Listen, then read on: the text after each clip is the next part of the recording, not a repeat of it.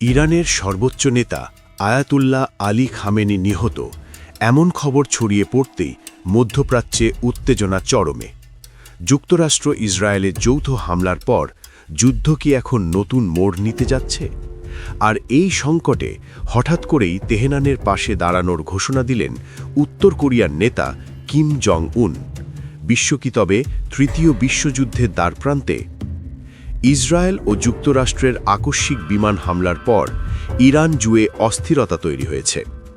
খামেনিকে লক্ষ্য করে হামলার খবর ছড়িয়ে পড়তেই আন্তর্জাতিক অঙ্গনে শুরু হয় তীব্র প্রতিক্রিয়া। যদিও এই ঘটনার সত্যতা নিয়ে নানা প্রশ্ন রয়েছে, তবুও ইরান দ্রুত পাল্টা জবাব দিতে শুরু করে। একের পর এক ক্ষেপণাস্ত্র হামলায় ইসরায়েলি স্থাপনা ও মার্কিন ঘাঁটিকে লক্ষ্যবস্তু করা হয় বলে বিভিন্ন সূত্রে দাবি করা হচ্ছে। এই পরিস্থিতিতে সবচেয়ে চমকপ্রদ প্রতিক্রিয়া এসেছে উত্তর কোরিয়া থেকে। দেশটির নেতা কিম জং উন প্রকাশ্যে যুক্তরাষ্ট্র ও ইসরায়েলের অভিযানের নিন্দা জানিয়েছেন। তিনি এটিকে অবৈধ আগ্রাসন আখ্যা দিয়ে আন্তর্জাতিক আইন লঙ্ঘনের অভিযোগ তোলেন। শুধু নিন্দাই নয়, ইরানের পাশে থাকার ঘোষণা দিয়ে প্রয়োজনে সহায়তার কথাও বলেছেন তিনি। বিশেষজ্ঞদের মতে উত্তর কোরিয়া ও ইরানের মধ্যে দীর্ঘদিন ধরেই কূটনৈতিক ও সামরিক সহযোগিতার সম্পর্ক রয়েছে, আর যুক্তরাষ্ট্রের সঙ্গে উভয় দেশের বৈরিতা নতুন কিছু নয়। ফলে এই সংঘাতকে ঘিরে কিম জং উনের অবস্থান কৌশলগত বার্তা হিসেবেই দেখা হচ্ছে।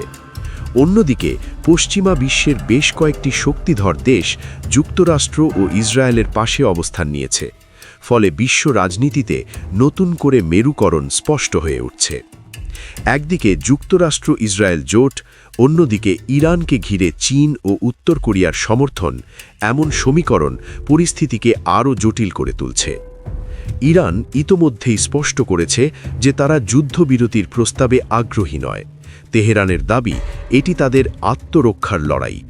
পাল্টা হামলার মাধ্যমে তারা প্রতিপক্ষকে চাপে রাখার কৌশল নিয়েছে। ইসরায়েলের অভ্যন্তরে নিরাপত্তা জোরদার করা হয়েছে এবং নাগরিকদের সতর্ক অবস্থায় থাকতে বলা হয়েছে। প্রশ্ন উঠছে, এই সংঘাত কি সীমিত থাকবে নাকি বড় আকারের যুদ্ধে রূপ নেবে? পারমাণবিক শক্তিধর রাষ্ট্রগুলোর সরাসরি অবস্থান নেওয়া বিশ্বকে উদ্বিগ্ন করে তুলেছে। কূটনৈতিক সমাধানের পথ কতটা খোলা, সেটিই এখন সবচেয়ে বড় প্রশ্ন। পরিস্থিতি দ্রুত বদলাচ্ছে। আন্তর্জাতিক সম্প্রদায় যুদ্ধের বিস্তার ঠেকাতে সক্রিয় হলেও পাল্টাপাল্টি হুমকি ও সামরিক প্রস্তুতি ইঙ্গিত দিচ্ছে এক অনিশ্চিত ভবিষ্যতের দিকে। বিশ্ব রাজনীতির এই টানটান পরিস্থিতি কোথায় গিয়ে থামবে? তৃতীয় বিশ্বযুদ্ধের আশঙ্কা কেবলই গুঞ্জন নাকি বাস্তবতার দিকে এগোচ্ছে পৃথিবী? সর্বশেষ আপডেট ও বিশ্লেষণ জানতে সাথেই থাকুন।